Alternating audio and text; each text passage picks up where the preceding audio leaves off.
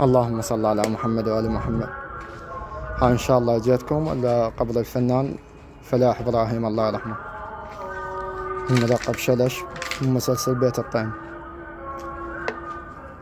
إن شاء الله قلت لكم بالليل أجي وأدليكم عليه، على قبره الله يرحمه برحمته الواسعة. الفاتحة. بسم الله الرحمن الرحيم، الحمد لله رب العالمين، لكم عبد وياكم نستعين، قل هو الله أحد.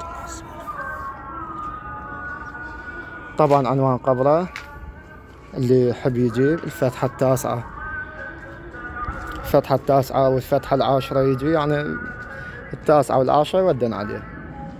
الفرع مال مقبرة بدر،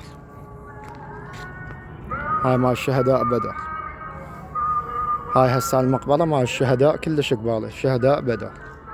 من عندهم يعني تقريبا 8 فرع من الشارع العام، من تجون من الشارع العام من البوابة مال ابو مهدي المهندس، تحسبون 8 فرع، هاي راح يصير مال مقبرة بدر.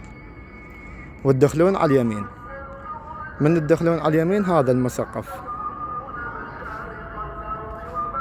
هذا المسقف الأخضر، يعني كلش على الشارع سهل القبر. هذا قبره،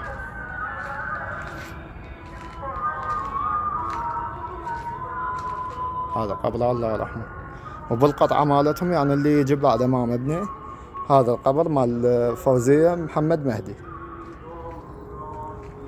بداخل القطعة مالتهم يم ذن الأشجار الثنين، ذن يعني من دخلون مقبرة بدر مقابلها اكو شتلات اثنين ذن على الشارع سارات. وهاي السقيفة بصف وبخدمتكم.